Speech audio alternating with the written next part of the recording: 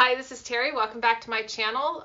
You're watching this just a few days before Christmas, so if you celebrate, a Merry Christmas. I hope you have a lovely time, however you are safely celebrating it, and I'm emphasizing safely.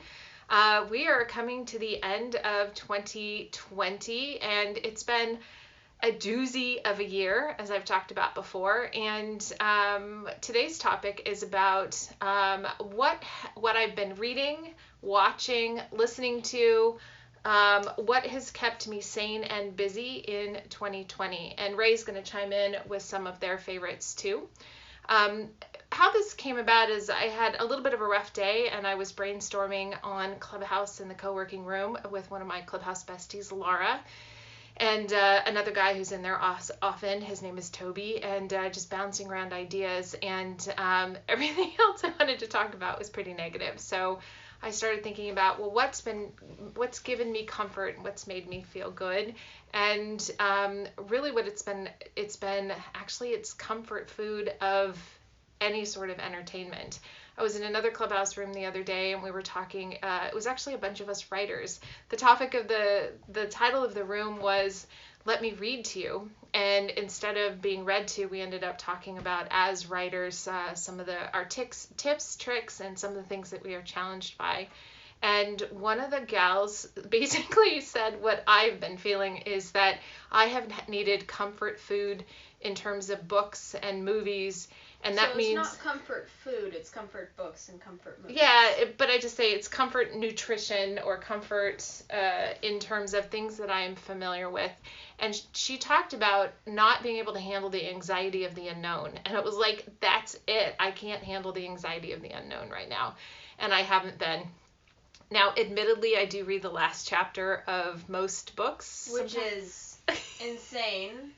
Why would you want to read the last chapter? So I can reduce the anxiety around the book. I can still enjoy the journey when I know what happens, but a lot of times I have so much going on in my world that I cannot handle the additional anxiety. And it's one of the reasons why I haven't really watched many new movies this year or watched many new shows, largely because I can't handle the anxiety of not knowing. So except for the housewife, midwife, wife something. Oh, Called the Midwife. Oh, I'm glad you mentioned that. I forgot about that. Called the Midwife.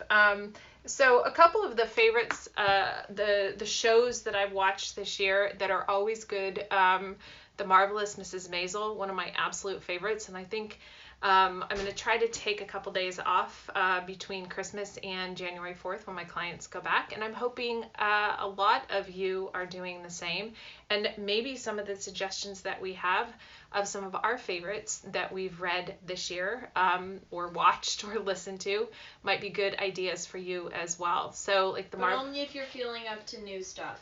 Oh, if not, no pressure. Or if it's something that you're like, oh my God, I really liked that, and I want to see it again, then use this as an opportunity to kind of re-spark your interest. So Marvelous Mrs. Maisel, any of the seasons. Schitt's Creek is amazing. The Great British Baking Show is great to have on in the background of whatever you're doing. And you can have it on over and over and over again, and you can pick up in any sort of season. It doesn't really, in each of those episodes are just so lovely that it doesn't really, even when they fail, everybody's still super nice and supportive, which is really, really nice. And another one I like is Sugar Rush. And oh God, I can't stand that one. Isn't that the cupcake one? Yeah. Oh, you don't like that one? No. Oh, see, I like that one. And then Zumbo's, I think a new season came out this past year. That is just crazy confectionery stuff. It's just, and Rachel Koo is the co-host in that, and we love her cookbooks. We should probably do an episode on cookbooks at some point.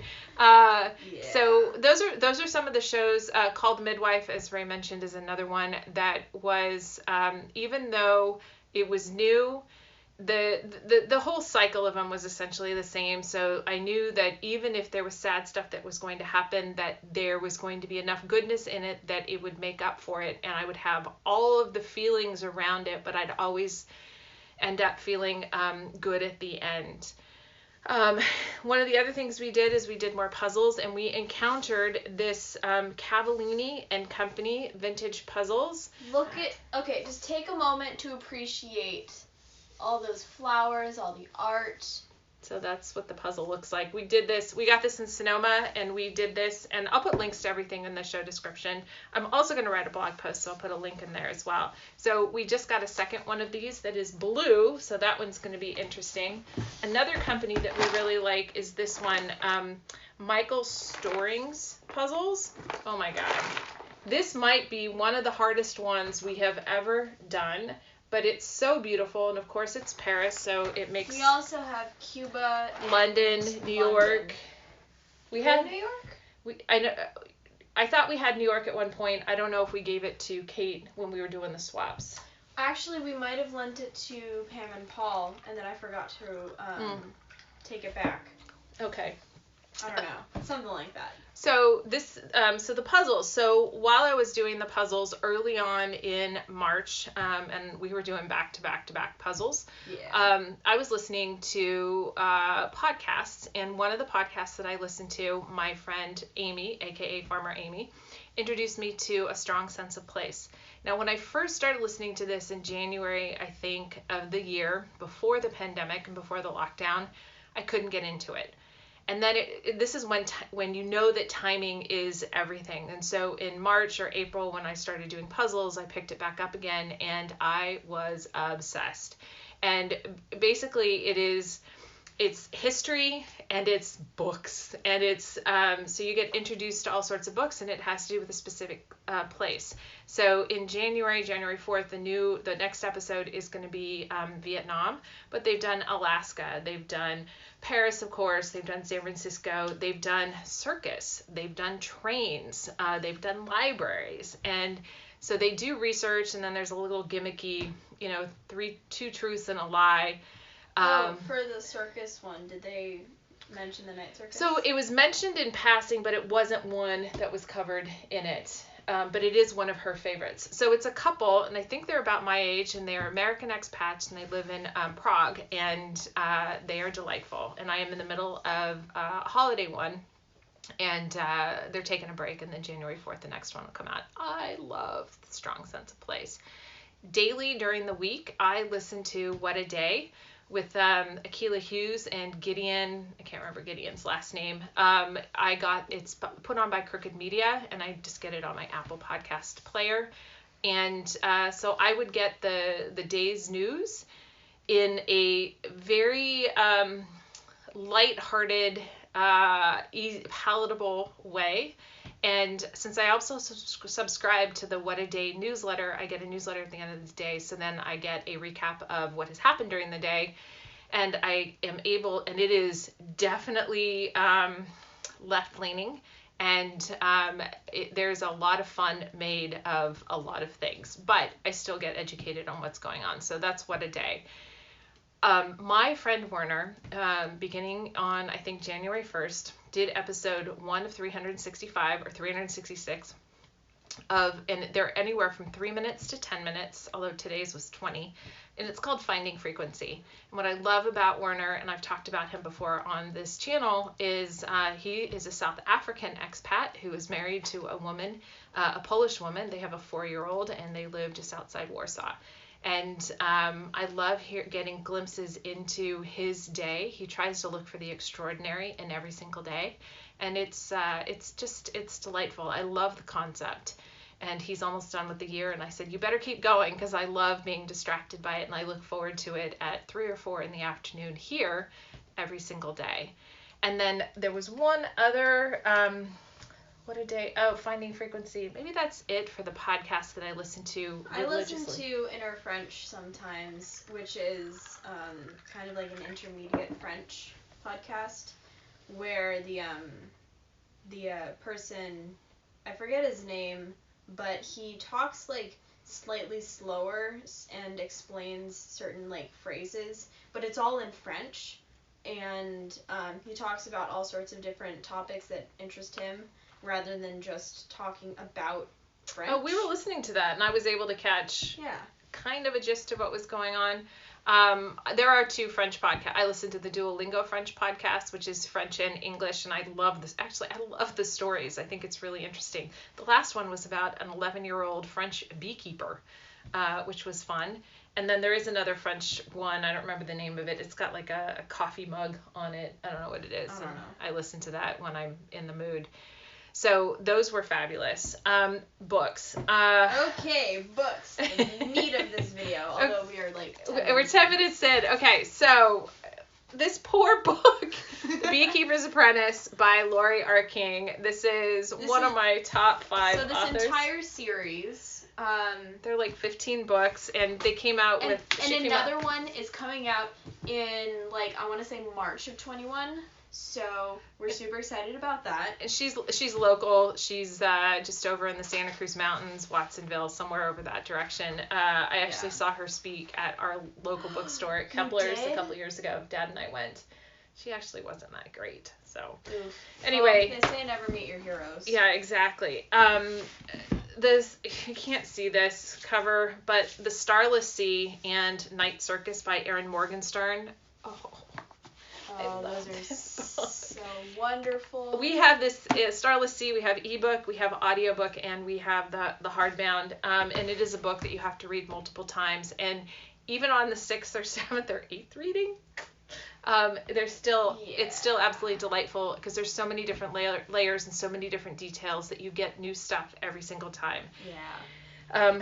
And then, of course, right now I'm rereading A Gentleman in Moscow, which is also one of my favorites. Although I just interrupted it because my son Adam expressed an interest in reading some Ayn Rand. And Anne, I believe. Actually, I think it's Ayn.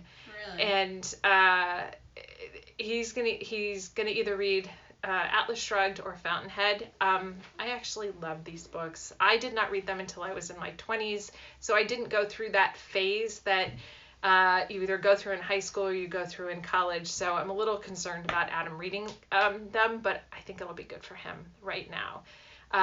The Storied Life of A.J. Fikry. Oh, that's like a warm and fluffy book. Oof, it will make you cry, but it will make you feel so good.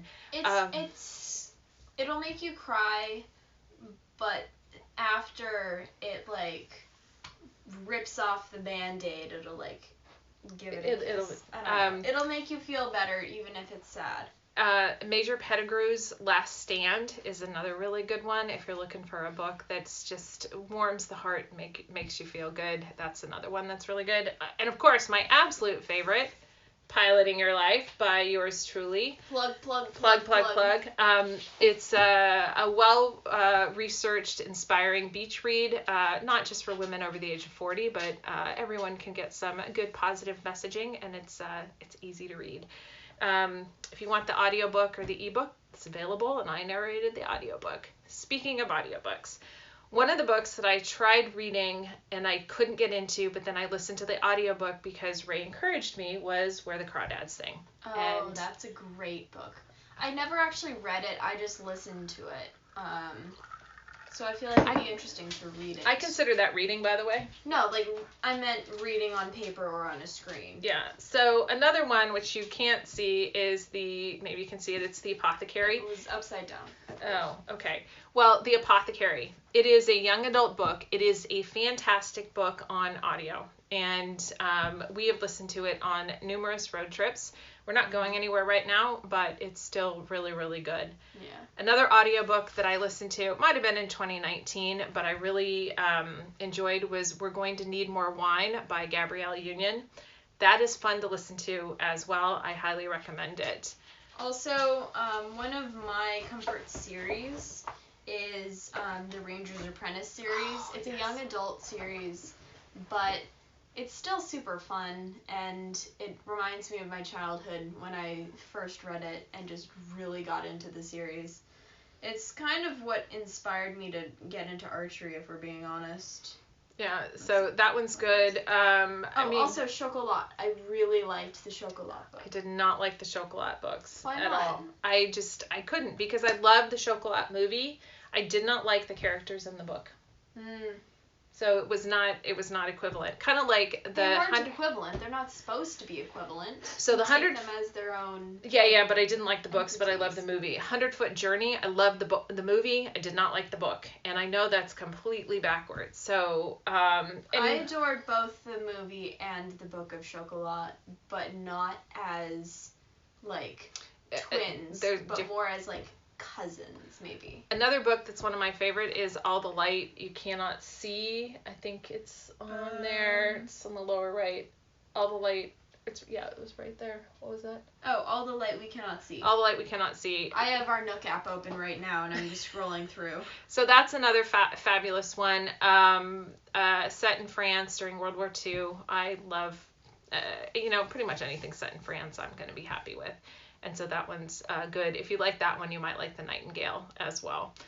So, and then finally, I mean, we could go on for days about books, and we're not going to. The apps that saved me this year, let's take a guess as to what they were. Clubhouse. And? Twitter. TikTok. Oh, right. Yeah, so Clubhouse and TikTok. You spend a lot of time on Twitter, too, though. Yeah, well, Twitter... Oh, also Mysterious Benedict Society. Oh. I haven't read that in a hot minute. Yeah, so if you have kids... But I know that if I ever want to read it, it'll be great. Yeah, so if you have kids, the Mysterious Benedict Society, I didn't reread those this year. I did reread all the Laurie R. King books. I read Harry Potter. In French. In French, yeah. But, so I would like to preface this with a disclaimer that I have separated the creator and author of the Harry Potter everything from the Harry Potter everything, because I adore Harry Potter, the entire series, both the books and the movies. They're pretty great. They're fun, that entire universe. But we do not stand J.K. Rowling. Just putting that out there. Yeah. So I was going to talk about some of the movies, but we are kind of running out of time.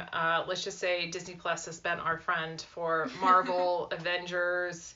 Oh, yeah. Lately, Toy Story. Just the one movie. Captain Marvel. Oh, we stand Captain Marvel. I stand Captain America.